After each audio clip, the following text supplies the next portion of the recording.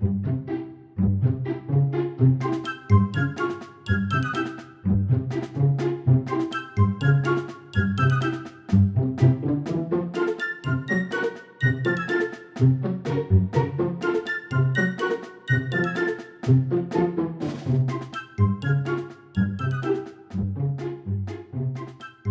voy a hablar de las misiones de la UNESCO en el Cerro Rico de Potosí. También hablaré de Huancavelica, donde hicimos otra misión. Y entonces, ¿cuáles son estas misiones? La primera de las que realicé fue en el 2006. Entonces, llegaron a la UNESCO avisos de posibles derrumbes en el cerro. Mucha gente de la población pidió apoyo a la UNESCO. En mucha parte para cerrar las minas. Entonces, evidentemente no se podían cerrar las minas porque dan de comer y dan trabajo a 10.000 personas. Pero una parte de la población pedía el cierre de las minas. Y en eso estamos completamente en desacuerdo. En 2011 hicimos otra misión. En cada una de ellas hicimos un informe. Y esta del 2011 fue después de hundirse una parte de la cúspide del cerro, la parte más alta, con un hundimiento de unos 70-80 metros. Y emitimos un duro informe. Años después de los informes, 3 años después del último, y a raíz de los informes, se apea a Potosí del Patrimonio Mundial de la UNESCO y pasa a una segunda categoría, que es el Patrimonio de la Humanidad en Peligro. Al mismo tiempo, entre el 2007 y el 2008, hicimos otra misión en Huancavelica. Es una población situada en Perú que quería ser patrimonio de la humanidad. Y el informe fue negativo. En todo caso, pues vamos ahora a hacer una evolución de cómo han llegado las cosas hasta aquí. Con un esquema que es la minería, las grandes conquistas de la minería sudamericana en la época republicana, el patrimonio y las misiones de la UNESCO. La minería, como sabéis, es el aprovechamiento de la explotación de los georrecursos, es decir, de los recursos geológicos, de los minerales y de las rocas, de todos los productos, ya sean sólidos, líquidos o gaseosos, de origen terrestre. La explotación se hace por muchos sistemas, como sabéis, por minería subterránea, a veces por minería a cielo abierto, otras veces por sondeo, otras por evaporación, como las salinas, o una que cada vez está más en boga y que tendría que estar más en boga, que es la minería por reciclaje de todo lo que se ha sacado anteriormente. Entonces, la minería, ¿cómo ha de ser siempre? Ha de ser no agresiva, ni con el medio natural, ni con el medio ambiente. Con el medio natural al hacer las explotaciones, con el medio ambiente al producirse la transformación de los productos, ni con las comunidades que viven cerca de la minería, evidentemente ni con los trabajadores de las empresas. Si esto se cumple, en este caso estaremos hablando de la minería ambiental, que es la que nosotros defendemos y que es una de las premisas de Sigma DOT. Aquí tenemos unos ejemplos de actividades mineras. Arriba se ve la explotación que se desarrolló en Andorra y en Alloza, en Teruel, en la fase de explotación, y al lado la restauración que se realizó. Una buena restauración, un buen ejemplo de restauración que se tendría que aplicar en todas partes. En las de abajo se ve una minería de la zona de Iulcani, cerca de Huancavelica, en la que se puede ver que todos los vertidos van a una especie de balsa, pero eso no es una balsa, eso es un lago que quedó colmatado con los residuos de la mina. Y la otra al fondo es la minería de Cardona, la escombrera de la minería de Cardona. Las grandes conquistas y la minería, aquí haré un recuento de las diferentes que ha habido, de la minería en Iberia, la castellana en Sudamérica y luego las épocas republicanas en un lugar y en otro. Las conquistas territoriales de los diferentes países, de los diferentes territorios, en la mayor parte de las veces conducen a la explotación de los recursos mineros de los lugares conquistados. Y el caso de Roma, de la conquista del Imperio Romano, de la península ibérica y de otros territorios, no fue una excepción. Fue exactamente eso mismo. O sea, el hecho de que Castilla hubiera explotado los recursos de Sudamérica no hizo más que copiar lo que habían hecho antes los romanos, y el hecho de que fuera Castilla fue anecdótico. Si hubiera ido Cataluña, hubiera hecho exactamente igual. Igual, mejor o peor, pero igual. No es una crítica a Castilla, es una crítica al tiempo que hubo ahí. Entonces, el fruto del Imperio Romano fueron las médulas, otros ejemplos como Montefurado, Torrejoncillo del Rey, Cardona y otros. Arriba tenéis dos muestras de las médulas. Nuestros ecologistas actuales, si vieran tal como quedó el paraje donde se explotaba el oro en las médulas, se hubieran hecho las manos a la cabeza. Y ahora esto es patrimonio de la humanidad. Es un ejemplo de cómo se hizo la explotación y cómo se ha ido recuperando con el tiempo. Abajo tenéis un cristal de 1 metro, faltaría la escala, de yeso. Eso es de la mina de Torrejoncillo del Rey, que está en Cuenca. Aquí muchas veces los historiadores veían que había una ciudad romana cerca, pero no se explicaba por qué. Claro, había una ciudad romana cerca porque las minas de yeso estaban cerca de la ciudad. Al revés, la ciudad estaba cerca de las minas. Y en la ciudad vivían las legiones para explotar las minas que había aquí y exportar el yeso que se sacaba de Torrejoncillo del Rey a todo el Imperio Romano. Este yeso especular se utilizaba pues para las ventanas y para otros lugares. Y en la de abajo tenéis el Montefurado. El Montefurado es una obra de ingeniería maravillosa que hicieron los romanos en la zona en Galicia.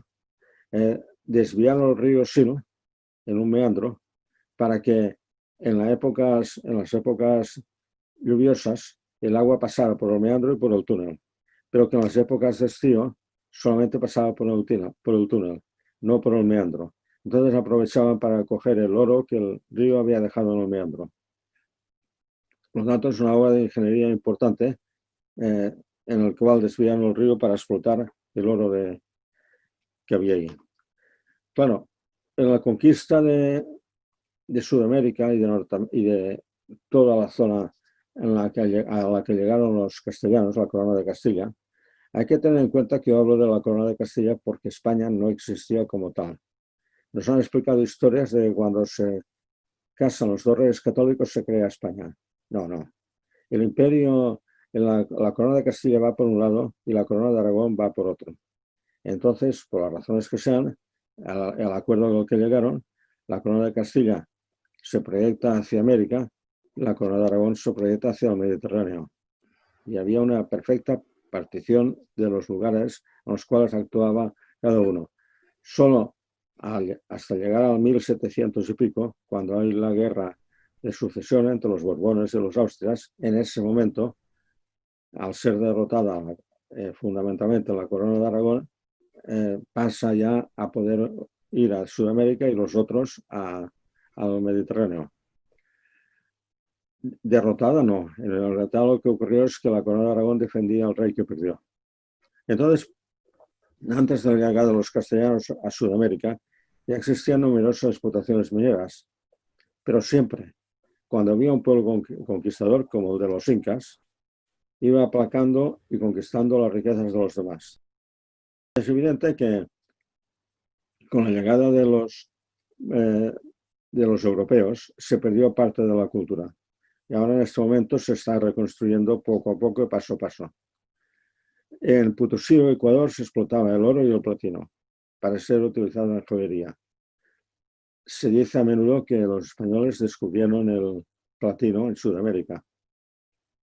Bueno, en realidad descubrieron lo que habían descubierto los demás, porque el platino ya se utilizaba. Quizá no sabían que era platino. Luego, las explotaciones incas y preincas en Bolivia son otro ejemplo. Esto que tenéis aquí es Potosío.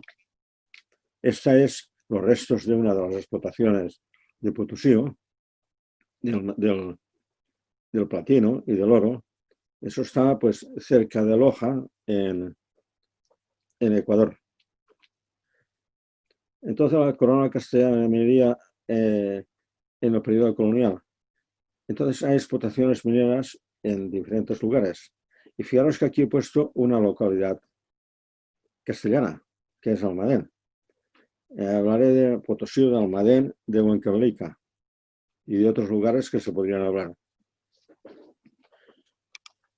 Ya al principio de la llegada, ya se inicia la explotación de los recursos minerales, igual que hicieron los romanos cuando llegaron aquí, ni más ni menos. Hacia los años 1525 se inician las actividades mineras en diferentes lugares. En Potosí, en San Juan de Potosí, aquí vemos otro Potosí, en México. Santiago de Cuba, la mina del cobre, en Cuba, Huancavelica, en Perú. Y empezó el gran expolio de los recursos y de las personas. Simultáneamente en Castilla funcionaba la mina de Almadén. Eso Antonio lo sabe de sobras, y aquí seguro que pongo alguna barbaridad que lo podrá corregir. Ahí se explicaba el mercurio para amalgamar el oro y la plata. Y al mismo tiempo yo creo que suprimía al pueblo castellano por razones que luego diré. En Potosí el conocimiento de la existencia de oro, de plata, perdón, era muy conocido. Cuando llegaron los españoles ahí, los castellanos ahí enseguida fueron hacia el Cerro Rico.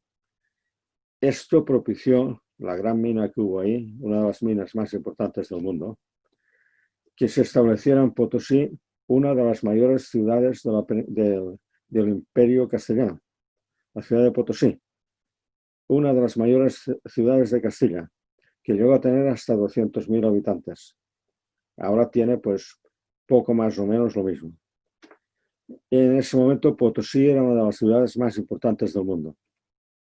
Aquí tenéis una vista del Cerro Rico de Potosí, desde el Arco de Cobija, el Palacio del Marqués de Santa Cruz, la Fábrica de la Moneda.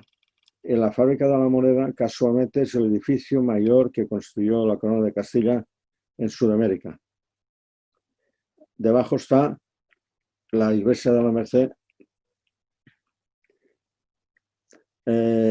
Los ingenios son los establecimientos para obtener y son las plantas de tratamiento de ahora.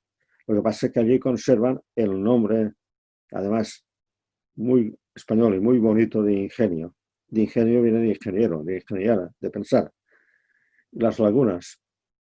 Los castellanos ahí construyeron y almacenaron el agua en las lagunas. Esas lagunas siguen funcionando actualmente y son las que proporcionan el agua a la ciudad de Potosí. Otra muestra de las lagunas, las condiciones de las lagunas hechas en su momento.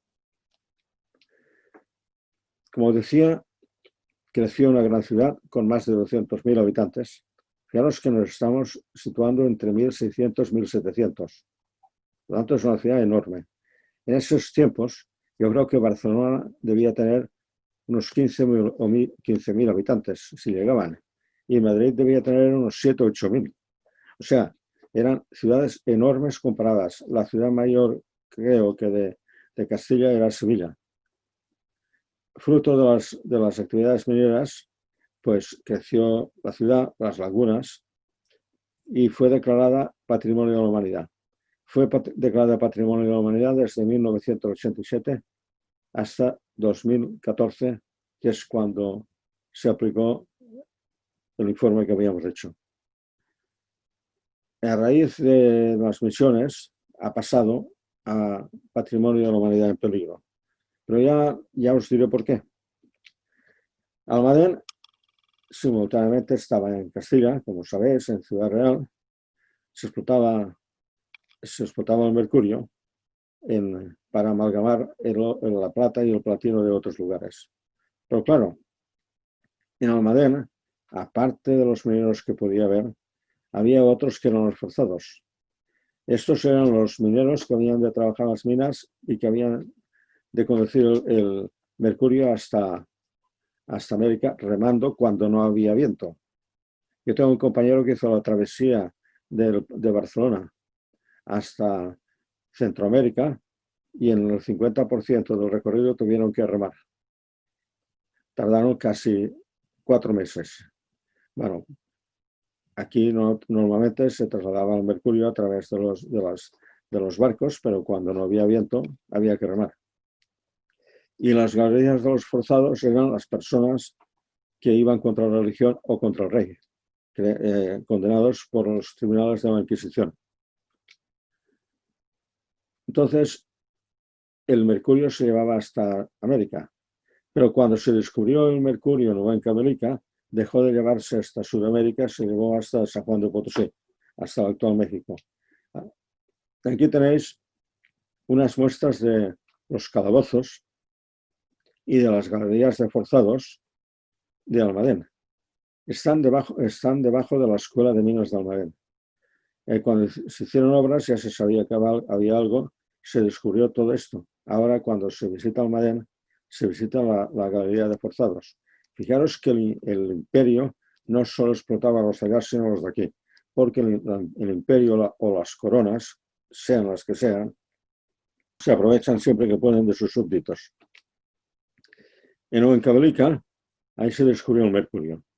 El mercurio se empezó a utilizar en Potosí para amalgamar la plata y también para aprovechar el oro del actual Ecuador, en las famosas tierras del Dorado, en Zaroma y Portoviejo. Huancavelica supuso la tumba de numerosos indígenas forzados a trabajar en la mina. Estos indómitos incas, a veces, que luchaban contra el imperio, eran condenados a trabajar ahí. Eso sí, cuando entraban en la mina eran dignificados por la cruz y por la espada del imperio castellano. En efecto, llegaban ahí, entraban y ya no salían. Entonces, Huancavelica era una ciudad que quería ser declarada Patrimonio de la Humanidad. Y viendo esta historia, digo, ¿para qué? Aquí tenéis la entrada de la mina de Huancavelica, que es donde este es lo que queda del edificio de la entrada, donde estaba pues los que daban la mal llegada a los que iban a trabajar ahí. Aspectos de Huancavelica, de la iglesia de Santa Bárbara, de uno de los arcos, la ciudad de Huancavelica, en Perú, es un ejemplo de donde no tiene que construirse las ciudades. Fijaros que está en el fondo de un valle de un río caudaloso. Bueno, y llegamos ya a las guerras civiles españolas del siglo XIX y a las repercusiones en América, las sucesivas independencias. Durante 3 siglos siguió la explotación de los recursos minerales y la expoliación de los territorios. Primero por parte de Castilla y luego por parte de la corona española, como hicieron los ingleses, los portugueses, los holandeses o los franceses. Era el signo de esos tiempos, o como hubieran hecho, y eso lo digo siempre, los ciudadanos o los pobladores de la corona de Aragón, ni más ni menos. Hay que reconocer que las condiciones de trabajo fueron mejorando con el tiempo. Hay los escritos del fray Bartolomé de las Casas en los que habla del trato que se tiene que dar a los nativos y fuera y dentro de las minas. Continuaron las explotaciones en Potosí. Pero ¿qué pasa en el siglo XIX? En el siglo XIX hay una gran transformación. La Revolución Francesa, la invasión napoleónica, y comienza para la corona española un gran trasiego, unas grandes inestabilidades en la península que duran años. Tenemos varias guerras civiles en la península, las disputas entre liberales y absolutistas, las Cortes de Cádiz antes, las disputas entre unos y otros, las guerras carlistas. ¿Y todo esto cómo se traduce ya? Las disputas entre liberales y absolutistas llevan a que los liberales, Sucre, Bolívar, San Martín, que son héroes españoles, esto no hay que olvidarlo nunca, fueron ciudadanos de la corona de Castilla que ayudaron a la corona a luchar contra la invasión francesa. Por lo tanto, son declarados héroes españoles. Entonces, estos, que son liberales, empiezan a luchar contra los llamados realistas, que son los que dominaban en en España, en la península, y en muchos lugares de América. Entonces, unos son los realistas, que son los absolutistas de aquí. Estas guerras repercutieron directamente en la minoría. A diferencia de aquí, que aquí más o menos ganan los absolutistas, los descendientes de los cuales son los que ahora tenemos en muchos partidos que están en España, aquí ganan los liberales. Y entonces se establece un vacío de poder. Vacío de poder que da visos y libertad a los intentos de independencia de muchos de estos territorios. Pero esto se ve favorecido por estas guerras civiles que hay en España. Entonces, allí ganan los españoles liberales y aquí ganan los españoles absolutistas, porque al fin y al cabo, los unos y otros, todos eran de la corona de Castilla. Y empieza ahí el periodo republicano. Los liberales que están ahí, que son los españoles, y los criollos, aquí se hacen cargo de la minoría y de los países. De todas maneras, en esas guerras entre liberales y absolutistas, hay carne de cañón.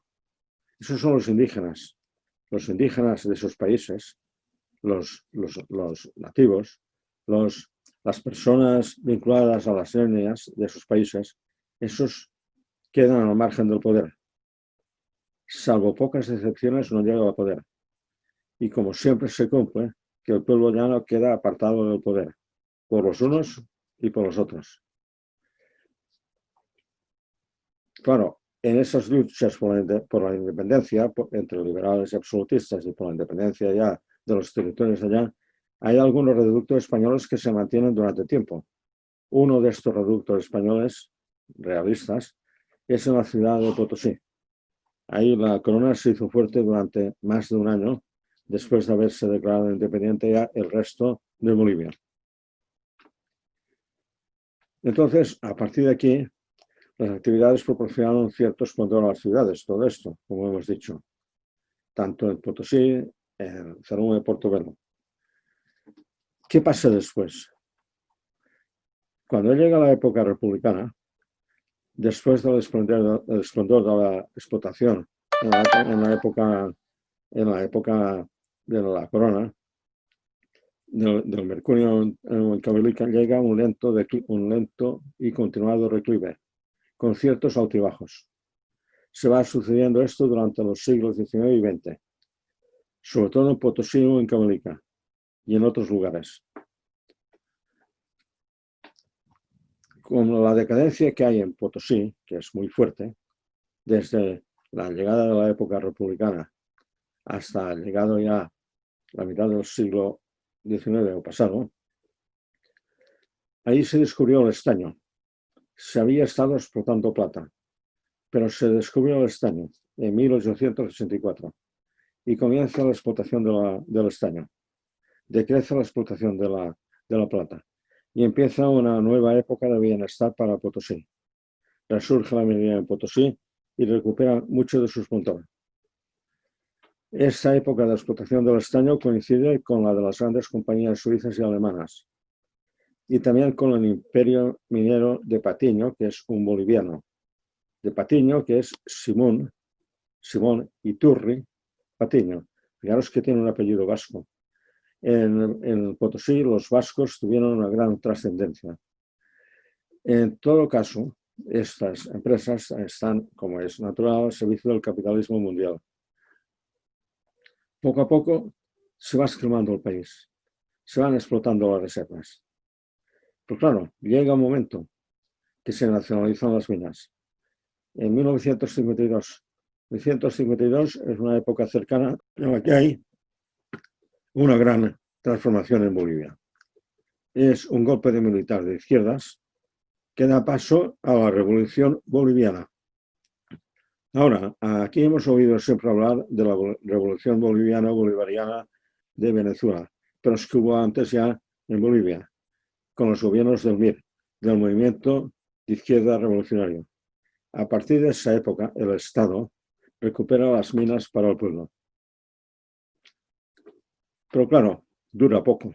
En la casa del pobre la alegría dura poco. En 1964 hay otro golpe militar. Hay que recordar que Bolivia es el país que tiene más golpes militares.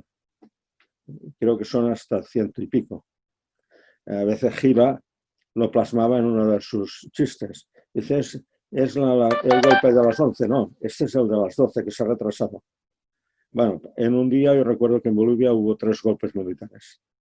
Bueno, en 1964 hay un golpe militar de signo contrario y empieza el caos minero. Empieza el caos minero porque los militares se ponen a dirigir la minería. Y claro, al dirigir la minería, se hunde la minería más de lo que estaba. Comienza al mismo tiempo una lenta decadencia relacionada con la baja del precio del estaño en el mundo. Y hacia 1970 cierran las minas. La mina estatal Cominbol, creada en la época de la Revolución Boliviana, va perdiendo fuerza. Entonces cesa la actividad minera en Potosí y en otros lugares cercanos como el Gallagua, en donde hubo una gran parte de las explotaciones. Pero claro, cierran las minas en los 70 y luego empiezan a surgir unas supuestas cooperativas. Claro, si a nosotros nos hablan de cooperativas, entendemos una cosa diferente de lo que son allí, estas. Una cooperativa es en la cual todos los socios tienen el mismo valor, tienen el mismo poder de decisión, etc. Allí no. Allí las cooperativas son empresas encubiertas, establecidas normalmente en Santa Cruz. Santa Cruz es la parte de Bolivia que está en la zona más llana y es la parte que dirigía las guerras contra Evo Morales hace poco. Es la zona más ligada al capitalismo internacional, en donde Repsol tenía su plaza fuerte. Bueno, pues ya antes, esas cooperativas empiezan a dirigir la minería de Potosí. Pero en realidad son falsas empresas. Y entonces empiezan a trabajar las cooperativas en condiciones infrahumanas, con los trabajadores sin contrato. Ahora en la actualidad se trabaja el estaño también, el zinc, el plomo y la plata. Pero claro, ¿qué explotan las cooperativas dentro de la mina? ¿Alguien se puede imaginar que una mina, por ejemplo, como las que tenemos en Cataluña, como la de Cardona, bueno, la de la Sallent, haya 37 empresas explotando la mina cada una por su lado? Eso es lo que pasaba en Potosí. Había 37 cooperativas explotando cada uno por su lado, sin técnicos, sin geólogos. ¿Y qué explotaban? Los desmontes, los pallacos eran las escombreras, también los sucos, pero explotaban los macizos de protección, los hastiales de la mina, los pilares de la mina, los puentes. Y claro, cuando una mina explota esto, la mina esta se desmorona.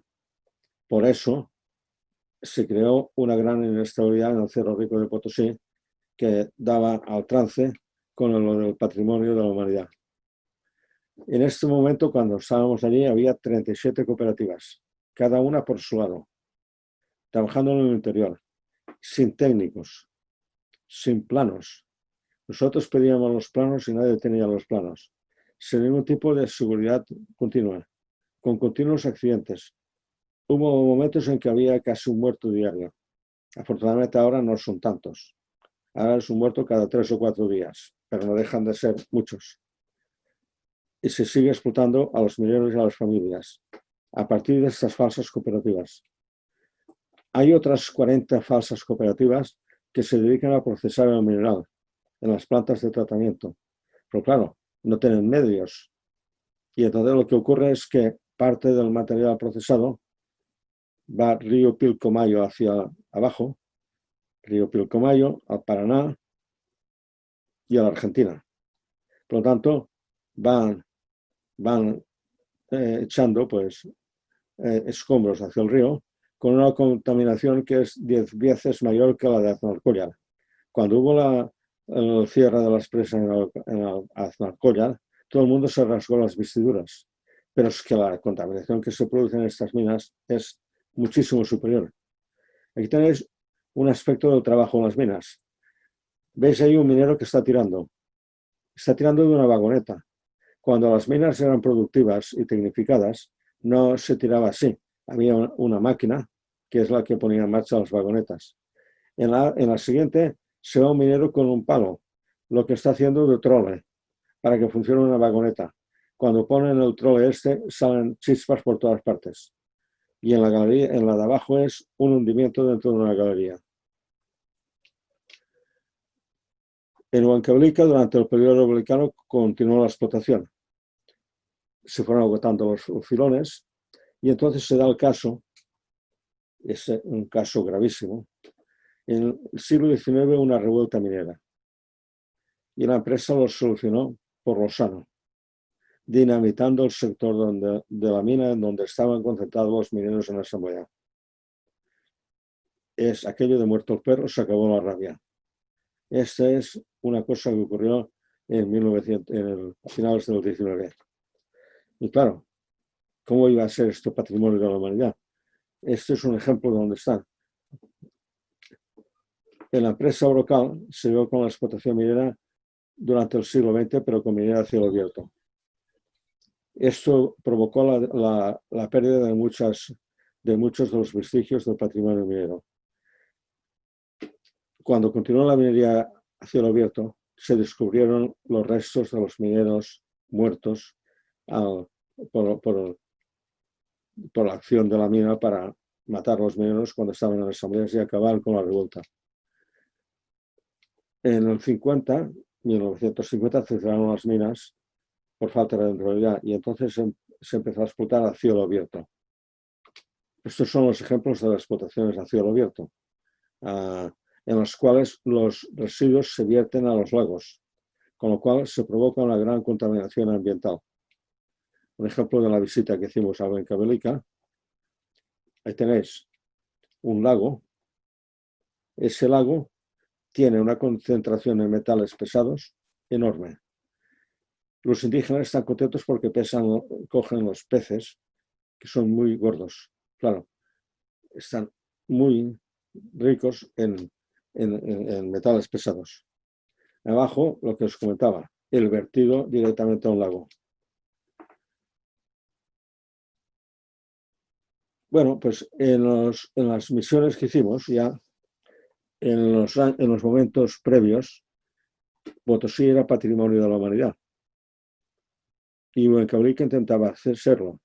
También lo intentaban San Luis de Potosí y Almadén. Tras nuestras misiones, Potosí fue apeada 3 años después y Huancavelica no entró. Y ahora, en el invierno del 2006-2007, por parte de ICOMOS UNESCO, fue encomendada la primera misión, que era análisis del peligro inminente de hundimiento de la cima del Cerro Rico de Potosí, por las condiciones geomecánicas del mismo y por las malas prácticas mineras. Sabíamos que al hacer el informe podía acarrear la pérdida del rango del patrimonio de la humanidad. Lo sabíamos, pero es que había muchas pegas ahí. La situación del cerro del posterior informe lo acarreó. Claro, sin embargo, al hacer el estudio, percatamos de que el peligro no era el hundimiento del cerro, sí que lo era, pero es que había cosas más graves que se estaban sucediendo ahí. La total indefensión de los mineros. Los mineros no tenían contrato laboral. Y cuando una persona trabaja sin contrato, es un trabajo esclavo. Entonces, la total indefensión de los mineros ante la falta de seguridad laboral y social. Y eso es incompatible con una ciudad que es patrimonio de la humanidad, porque no se respetan los derechos humanos. Eso es lo que nosotros dijimos en nuestro informe. Pero es que además constatamos de que había niños trabajando en las minas. ¿Por qué había niños? Pues muy sencillo. Trabajaba el cabeza de familia, moría. Entraba el hijo mayor, moría. Entraba el otro hijo y tenía que entrar un sustento a la familia. Al final acababan trabajando niños en las minas. O sea, se había regresado a épocas anteriores, pero muy anteriores a la conquista de América. O sea, se había hecho un proceso de ir atrás en el túnel del tiempo. Se constató una serie de anomalías como la falta de contratos claros y el esclavismo encubierto. el trabajo de los niños en las minas, la ausencia total de la seguridad en el trabajo, la situación, como decía, incompatible con lo que es patrimonio de la humanidad. Todo esto ligado a la inseguridad minera, ante los posibles desprendimientos motivados por las malas prácticas mineras. Claro, no había técnicos, no había geólogos que dirigieran las explotaciones. Se provocaban accidentes laborales. Mientras estábamos allá nos surgió una duda. Si era que la UNESCO nos había enviado para salvaguardar el patrimonio, porque se derrumbaba, o era por la pérdida de muchos seres vivos. A menudo se opinaba en Potosí que la UNESCO quería el cierre de las minas como solución al problema. Pero esta no es la solución. La solución es hacer bien las cosas que se hacen mal, no cerrando las minas. Nosotros somos mineros y defendemos la actividad minera. No podíamos ir en contra de la actividad de la mina. A menudo pensamos que esta era la intención de la UNESCO. A pesar de ello, hicimos nuestro informe conforme a lo que veíamos. Yo creo que la UNESCO se equivocó. Se pensaba que enviaban ahí un geólogo técnico, cuando lo que enviaron fui yo, que era un geólogo humanista. El geólogo humanista se preocupa por la gente, el técnico también, pero no tanto. Entonces, para mí, la disyuntiva es entre la gente y el patrimonio. Primero está la gente. Creemos que los mineros habían de trabajar con total seguridad. No nos valía para nada la situación existente. Ante todo, la población de Potosí estaba dividida. Cuando llegamos, unos nos recibieron bien y otros no. Unos se pensaban que veníamos a pedir el cierre de las minas y estaban contentos. Y otros no nos conocían bien. Veníamos a defender la existencia de las minas, sobre todo. Cuando llegamos tuvimos un boicot a la entrada y un aviso de boicot a las carreteras para salir. La persona que venía conmigo de la UNESCO se escapó y me dijo que marchara yo. Yo, evidentemente, cuando empiezo trabajo lo sigo, lo termino y cuando lo termino me preocupo por irme o no irme. Y me quedé ahí, solo ante todo. Yo me quedé, jamás abandoné la misión y me quedé en un ambiente enrarecido y hostil. Y lo que empezamos a hacer fue innumerables reuniones con todos, a varias bandas, con la constitución de una mesa de diálogo. Esa mesa de diálogo que ahora se pretende para ciertos poderes que tenemos en nuestra tierra, bueno, pues ahí la hicimos, hablando con unos, hablando con otros, con reuniones interminables, buscando dónde podían encontrar la debilidad de unos y de otros para sustentarlos juntos. Desaparecieron los papeles, pero aparecieron. Los papeles que no me daban, yo los encontré. ¿Cómo? Vale más no saberlo. Esos son a veces ciertas lotes de negociar con unos, negociar con otros, pero por debajo, no por arriba a veces. Hay que aplicar el dicho aquel de que la mano izquierda no sepa lo que hace la derecha. Aquí lo aplicamos y se consiguió. Nuestra idea, la mía, no era de cerrar las minas ni echar a los mineros. Lo que queríamos era mantener el trabajo en condiciones mejores. Con ello se iba a conseguir mantener la estabilidad del cerro. Eso sí, lo que nosotros decíamos, lo dijimos, lo mantuvimos y lo seguimos manteniendo, que hay que acabar con las 37 cooperativas. No puede haber tantas empresas en una mina sola. Mejor una empresa única y mejor estatal. Estos son unos aspectos de la actividad minera. Veis las escombreras y veis la ciudad debajo. Las escombreras en cualquier momento pueden derrumbarse sobre la ciudad. En la de abajo era la cumbre del cerro. El cerro que está a 4.800 metros. La ciudad está a 4.000. 4.040, 4.060. Hay un barrio en la ciudad que se llama 4060, que es lo que está a esa altura. Bueno, esto era el cerro. Roto debido a las inclemencias del tiempo y por estar a esa altura. Entonces, pensamos, ¿cómo se ha llegado a la situación actual? Todo el mundo piensa que Potosí es un nombre mítico que asimila a riqueza, pero nada más lejos de ello. Os acordaréis que muchas veces se dice una persona que vale mucho, vale más que un Potosí. Era de todo esto. Es una ciudad que tiene mucho que ver con la historia más negra de oscura de Castilla de España, como hay muchas, como digo ya, que la tienen con la de Inglaterra, Holanda, Portugal o todos los países que han ido conquistando tierras por todo el mundo. Potosí fue una de las mayores ciudades del Imperio Español. ¿Casualidad? Pues no, porque Potosí era una de las zonas más ricas del imperio. A lo largo de 5 siglos se han explotado diversas materias y aún quedan reservas para continuar la explotación. Quedan reservas para unos 300 años. Lo que ocurre es que si se sigue explotando mal, se puede desmoronar el cerro y va a ser imposible explotar las reservas que hay. De ese el interés en continuar explotando, pero continuar explotando bien. La explotación de la plata va del 44 al 84, como he dicho, y luego viene la del estaño. Luego llega la nacionalización de las minas y la aparición de las cooperativas. Esto es un resumen de lo que estoy diciendo. Aquí tenéis un ejemplo de una explotación, un ejemplo del cerro. Ahora está prohibido explotar por encima de los 4.000 metros. Cuando yo entré en la mina, me intentaban demostrar que explotaban por debajo. Y entonces yo iba descubriendo que explotaban con galerías de redaces hacia arriba. Y se lo demostraba porque los sedimentos que salían, los estériles de la mina, eran de los materiales que estaban de los 4.000 hacia arriba, no hacia abajo. Ahí tenéis un ejemplo de un socavón, el Cerro Rico, con las instalaciones, una de las plantas de tratamiento, las aguas residuales. Entonces, ¿cuáles son las consecuencias de esta mala estabilidad? Pues la pérdida de la estabilidad del Cerro Rico. Esto podía provocar una pérdida de la condición de patrimonio, como lo hizo.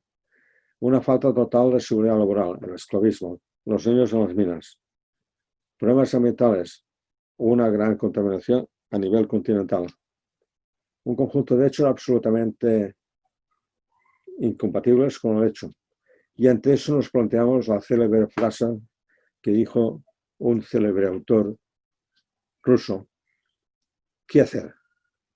¿Qué hacer? Pues la propuesta que hicimos fue para el futuro de las minas del Cerro Rico de Potosí. Y este fue el informe que presentamos. En el informe presentamos la continuidad de las actividades mineras y por consiguiente el trabajo en el Cerro Rico de Potosí. Esto por encima de todo. La salvaguarda de todos los derechos humanos y de los trabajadores y de sus familias. La seguridad minera integral en todas las actividades relacionadas con los trabajos mineros. Y el establecimiento de un nuevo ordenamiento minero con una sola entidad explotadora de las minas. La salvaguarda del medio ambiente y del medio natural, tanto en el cerro como en todas las zonas afectadas por actividades mineras. Provocar una intensa capacitación minera. Erradicación total del alcoholismo. Claro, esto aquí puede parecer muy poca cosa, pero es que los mineros cuando van a trabajar en la plaza de Potosí compran un saco con coca para masticar la coca y una botella de aguardiente. Y esta es buena parte de su alimentación. ¿Y qué sucedió tras nuestra primera visita? Pues nada de nada. Nada de nada. Se llegó al acuerdo. Pero he comprobado que cuando hago acuerdos en muchos países de Sudamérica se mantienen los acuerdos mientras estoy allí. Eso quiere decir que lo hemos hecho mal. Yo tenía esperanzas de que con Evo Morales se arreglaría todo, pero no. Los difíciles equilibrios del poder que tuvo que hacer en su momento dado lo impidieron, porque los empresarios de las cooperativas apoyaron a Evo Morales y por lo tanto Evo Morales no iba a transformar en lo que ellos estaban haciendo ahí. 5 años después fui enviado por UNESCO con una nueva misión. La constatación fue clarísima. En esa misión me permitieron crear un equipo y escogí 5 personas de varios lugares del mundo para llegar adelante. Entre ellos, Enrique Orche, que fue el antiguo presidente de la SOCIM, del cual estuvo hablando aquí hace pocos días su hija. Vimos que no se había hecho nada de nada para solucionar el problema, que estaba igual, que se había agravado la situación, que se había producido el hundimiento de la parte de la cumbre. Esto alarmó a la UNESCO. Con la pérdida de la cumbre, esto suponía una pérdida del patrimonio. Esto es el hundimiento de la parte alta de la montaña. ¿Por qué se había hundido? Porque estaba socavada por debajo, se habían aprovechado los bastiales, los pilares, y por lo tanto la mina se había derrumbado en parte por debajo. Los problemas sociales seguían igual. Este es el hundimiento. Antes he enseñado una foto en la que se veía la cúspide. Esto es la cúspide. Todo lo que está aquí, lo que falta entre un lado y otro, es lo que se hundió hacia abajo, lo que se tragó la tierra. O sea, fue un hundimiento bestial, espectacular. Lo podéis ver ahí en la gente que me acompañaba en la subida a ese día ahí. Claro, la UNESCO estaba preparada por tapar eso. Poner ahí pues unas capas con cemento artificial, silicona o lo que sea para tapar el agujero. Tapar el agujero a mí me recuerda aquello de los sepulcros blanqueados. ¿Para qué vas a tapar el agujero? Si el agujero te lo han provocado unas causas que están en la mala praxis mineras. Soluciona estas para que no haya más hundimientos. Entonces la táctica que hicimos con el equipo que montamos, porque ahí sí que estuvimos sujetos a una gran presión mediática por todas partes. Dividimos el trabajo. Los miembros que había buscado para el equipo se encargaron del trabajo de campo. Yo me encargué de las negociaciones con las autoridades, con la empresa y con los mineros. La tensión fue muy fuerte. Nos organizaron una manifestación de 10.000 personas en contra nuestra. Antes de ir ahí, desde la UNESCO nos llamaron porque si queríamos desistir de la misión, que no hiciera falta que fuéramos. Pero fuimos. No podía ser de otra manera. Yo ahí me había desplazado con el pasaporte diplomático. Era como un agente de la UNESCO, en ese caso. Y por lo tanto, me había obligado a cumplir la misión. Eso es lo que teníamos que hacer. Y entonces supe de una asamblea que realizaban los mineros para programar acciones contra nosotros. ¿Y qué hice? Pues bueno, yo acostumbro a querer coger los toros por el cuerno. Entonces me presenté a la asamblea en contra de la opinión de mis compañeros, sin aviso, sin invitación. Y el momento fue tensísimo. En la asamblea había pues casi 200 mineros, todos gritando y yo en el centro, rodeado de ellos. ¿Y qué hice? Empezar a darles la razón que tenían, porque tenían razón. Ellos se pensaban que queríamos cerrar la mina. Yo les demostré que no. Con esto se solucionó parte del asunto. A partir de este momento ya los tuvimos como aliados y nos acompañaban a todas partes. Es cierto que los desconcerté, porque se pensaban que iba a hacer otra cosa, pero fue bueno esta labor. Este es uno de los trabajos que hicimos. Este es uno de los compañeros, Jorge Molina, que hizo la tesis doctoral en Japón y aquí, en la Politécnica de Cataluña, mirando la tensión. Y en este momento aquí estamos a 80 metros por debajo del desplome. La zona que se había desplomado estaba encima nuestro. Cuando estábamos ahí continuamente solían caer piedras por todas partes, pero había que llegar ahí para calcular la tensión que había en las rocas. Y naturalmente, a partir de ese momento acordamos que no entrara nadie más en esa galería. Esta es la galería que estuvimos visitando ya en el interior, con los mineros que nos acompañaban, en la zona ya que estaba por debajo del hundimiento. Pero claro, en todas partes también hay otros. Ahí había varias partes. La población que quería cerrar las minas, los mineros que querían que continuaran las actividades mineras y los yanquis. Los yanquis también estaban. Aquí había una representación yanqui que quería explotar la parte superior del cerro. Bueno, evidentemente también negocié con ellos. Llegamos todos a un acuerdo. Entre estos había un agente de la CIA que al final me intentó contactar. Pero claro, yo me debo a otros intereses, no los intereses de los yanquis, ni muchísimo menos. Entonces, esta era una empresa minera que estuvo explotando ahí, sigue explotando ahora. Creo que con el tiempo de Evo Morales cesó las actividades, pero ahora siguen estando otra vez.